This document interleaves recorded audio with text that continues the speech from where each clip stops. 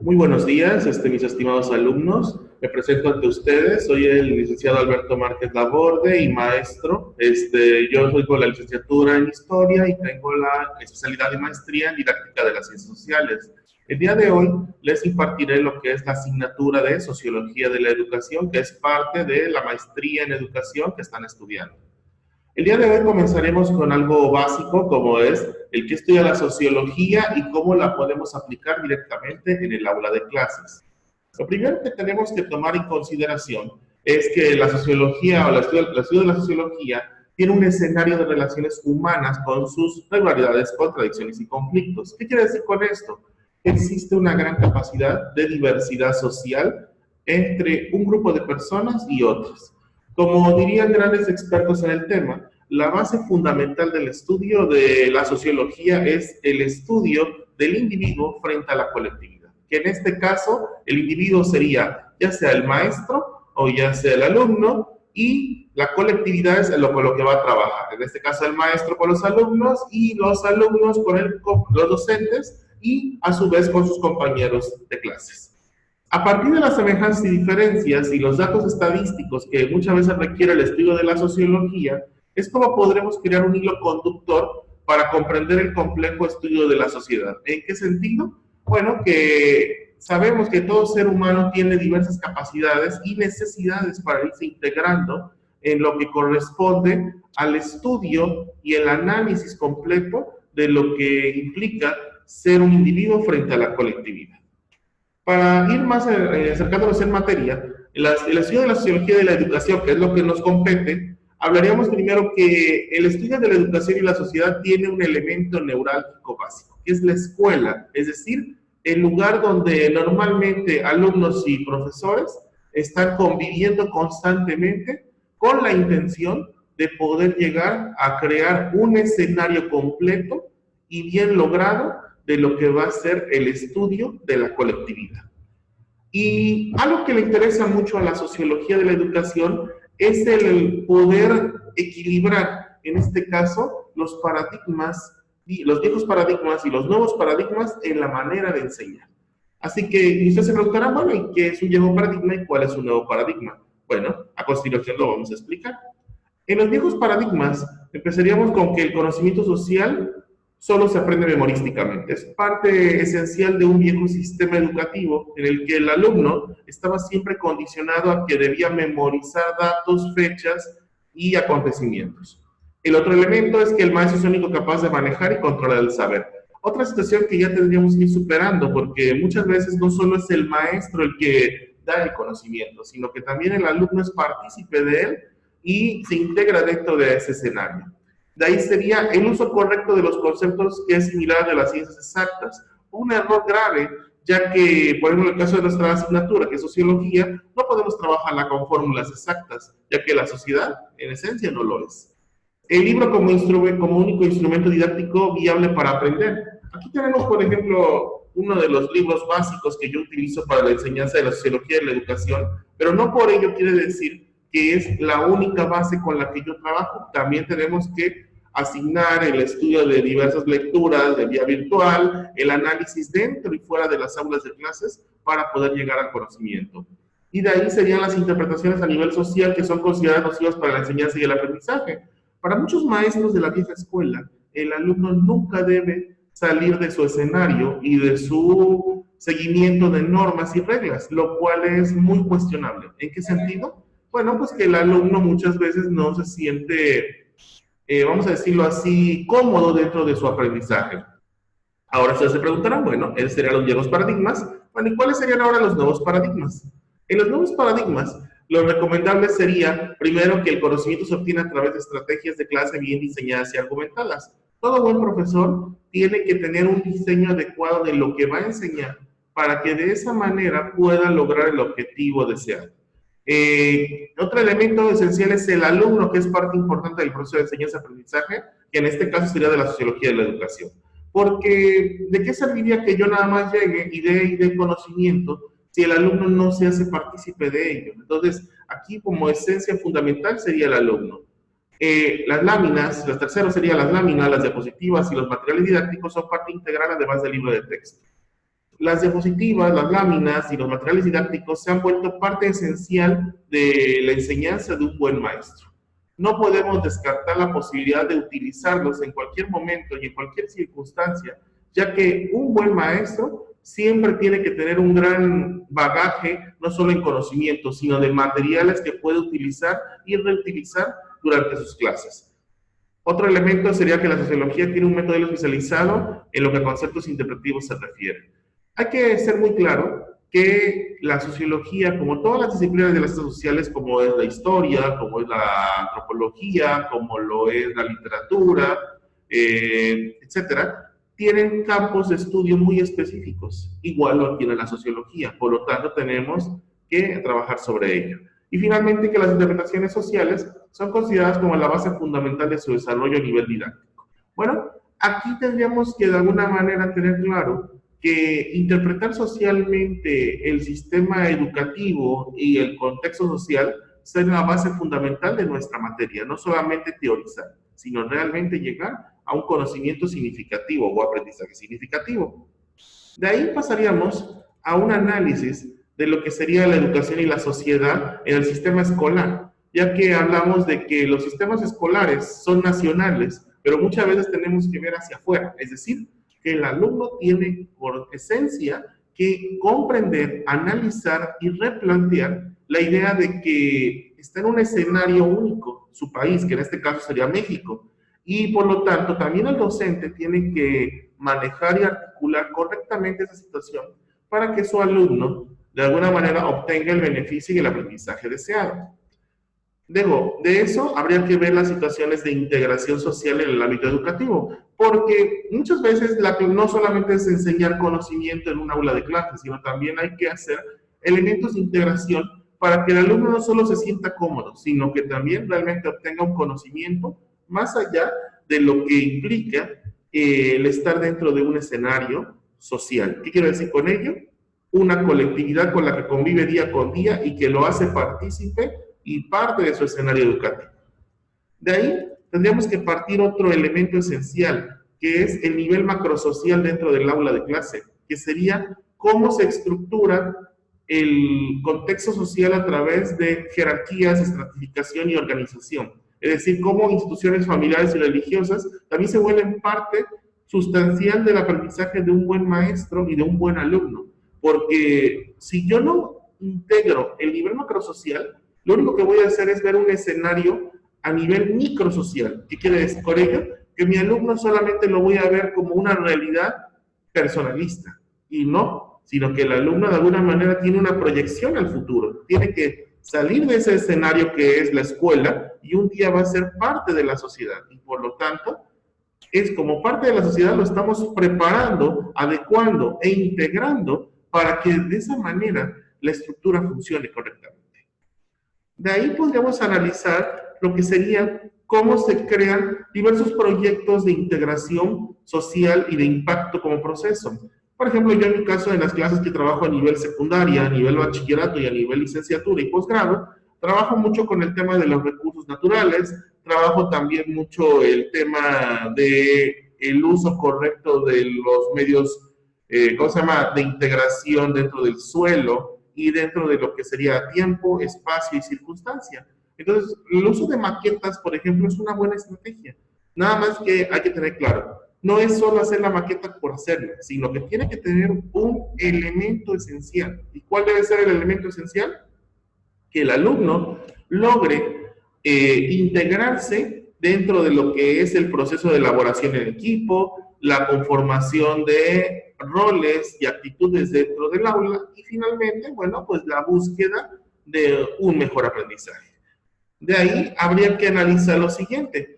¿Cómo se crea un proyecto a largo plazo? Porque, ejemplo como el que les pongo de las maquetas de recursos naturales, se pueden hacer a largo plazo, no solo con diversas generaciones, sino con la misma generación, lo voy integrando y lo voy recapitulando en otras materias. Como un ejemplo, en caso de uno de los grupos con los que he trabajado de secundaria, que lo tenía desde primer grado en Geografía de México y el Mundo, lo tuve en segundo en Historia del Mundo y actualmente lo tengo en Historia de México. Bueno, pues el mismo ejemplo ha servido para recapitular momentos esenciales, Primero fue el espacio, que era lo que me interesaba, la geografía de México y el mundo. Después la integración de lo que va a ser la historia del mundo a través de cómo vemos el mundo fuera del contexto mexicano, y finalmente la historia de México, cómo integrarlo dentro de mi realidad, y que en este caso mi realidad se vuelve mi país, es decir, el lugar donde yo me he ido conformando, recapitulando y reconformando, ¿de acuerdo?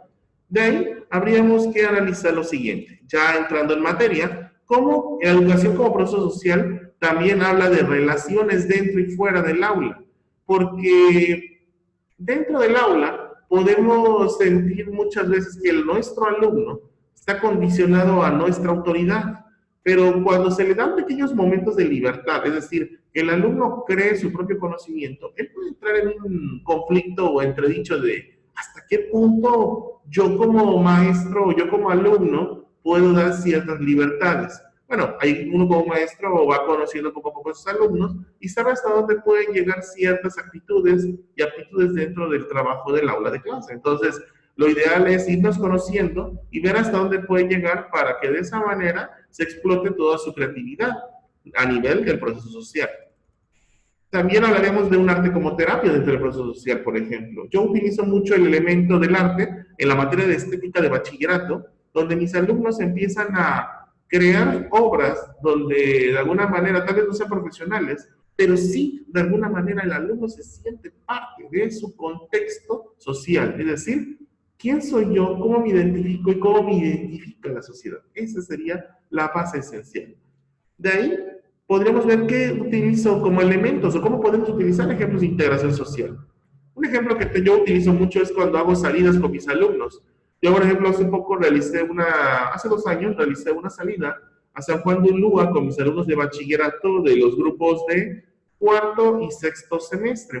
Para poder realizar esta salida, lo que hice fue utilizar a mis alumnos de sexto, que ya tienen un mayor nivel de madurez, y los entrené una semana antes como monitores alumnos, de tal manera que cuando llegó la visita, como eran más de 80 alumnos a los que tenía yo que coordinar junto con otras 2 maestras, lo que tuve que realizar fue que los monitores me sirvieran de apoyo con los alumnos de cuarto, que normalmente son más jóvenes y que se pueden dispersar más en un lugar tan amplio como sería San Juan de Ulúa.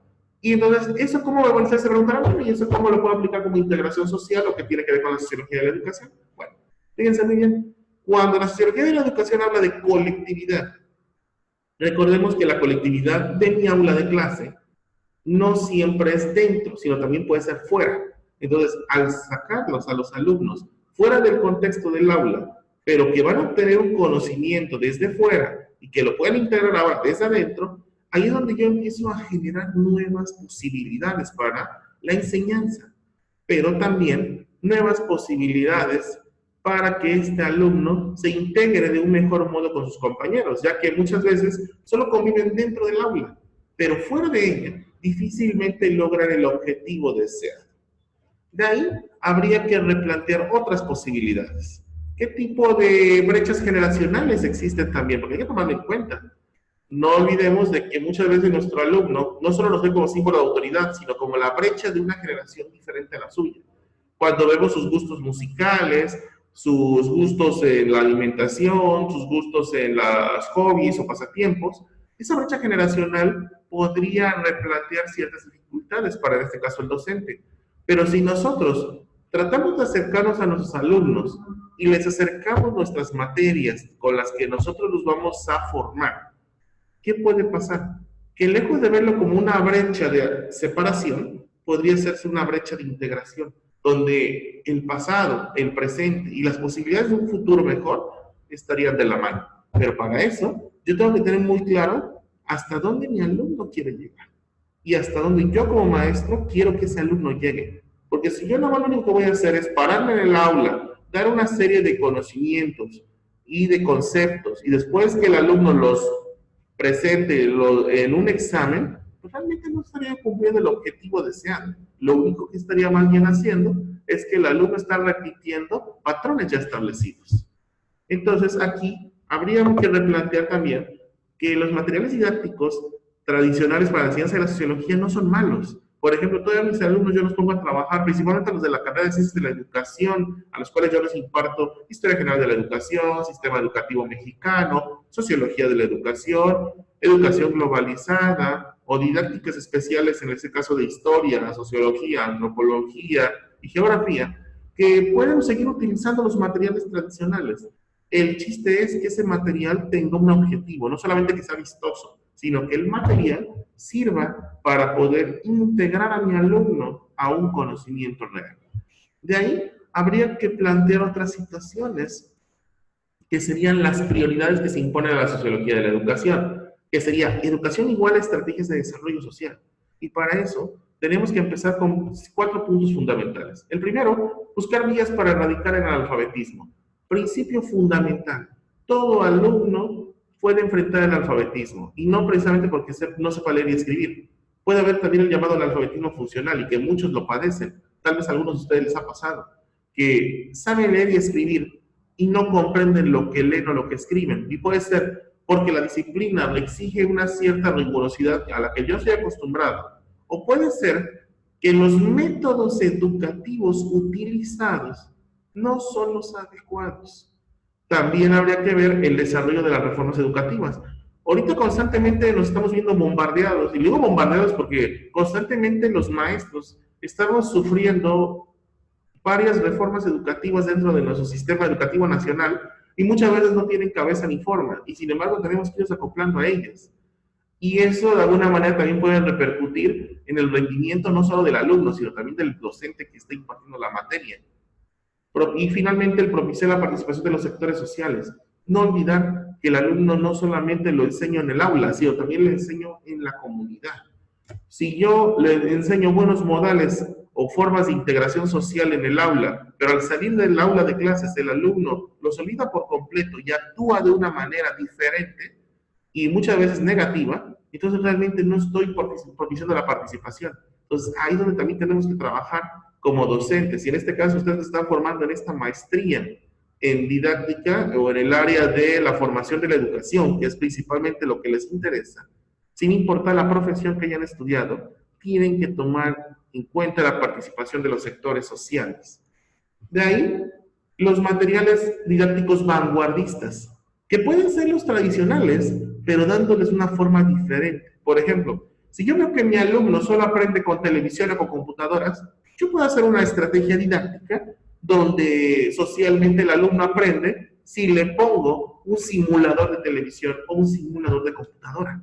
A final de cuentas, lo que estoy haciendo es que el alumno obtenga la información de forma veraz, rápida y oportuna. Y jugando, está aprendiendo. Entonces, por eso les digo que muchas veces no tenemos que tenerle miedo a las posibilidades tecnológicas. Más bien debemos tenerle miedo a no atrevernos a utilizarlas dentro del contexto social. Ahora, ahí pasaríamos al tema de la escuela como institución social.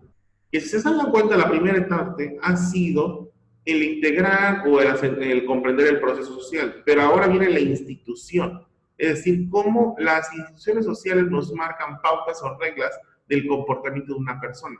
En el caso de la materia de sociología de la educación, yo utilizo una de las dinámicas que yo considero más complejas, pero a la vez más enriquecedoras del conocimiento. Se llama el psicodrama en el aula de sociología de educación. ¿Qué consiste esto? En un ejercicio de empatía para ponerse en los zapatos de los alumnos y de los maestros, en la cual yo como maestro actúo de una manera diferente a como normalmente lo hago con mis alumnos, y les solicito a mis alumnos que ellos también actúen de una manera diferente. ¿A qué voy? Si mi alumno normalmente es muy inquieto, en este momento en el psicodrama él va a ser el más serio. Si al revés es el alumno más serio, se pone inquieto y viceversa, o también yo decido si el alumno toma actitudes o comportamientos que él normalmente no hace. Por ejemplo, si él es un alumno que sigue demasiado las normas, ahora le digo en el psicodrama, ahora sí totalmente lo contrario, rompe las reglas. Y si es un alumno que rompe reglas, le digo lo siguiente, ahora trata, lo menos en el psicodrama, de no romperlas. ¿Por qué sirve este ejercicio? Bueno, el alumno se da cuenta de que no es tan fácil entender a la persona que actúa diferente, pero tampoco va a ser fácil entender al maestro si actúa de una manera diferente a como yo lo veo todos los días. Otro elemento también que puedo tomar es la institucionalización de la educación a través de fomentar tradiciones nacionales. En mi caso, yo, por ejemplo, coordino constantemente altares de muertos el día 2 de noviembre y lo trabajo en los niveles, en los diversos niveles en los que laboro, desde secundaria, bachillerato, licenciatura, posgrado. Y muchas veces se cuestiona el para qué puede servir eso, más allá de fomentar una tradición. Bueno, es parte de un proceso social. ¿Por qué es parte de un proceso social? Porque el hecho de conformar comisiones, el que vaya trabajando constantemente en el enriquecimiento de la información y en la conformación de diversos materiales para de esa manera llegar a un objetivo, ya estoy generando un proceso de institucionalización. ¿A qué voy? En la escuela misma obliga al maestro y al alumno a hacer cosas más allá de la educación tradicional. Y un ejemplo como el de los altares de muerto es parte del proceso.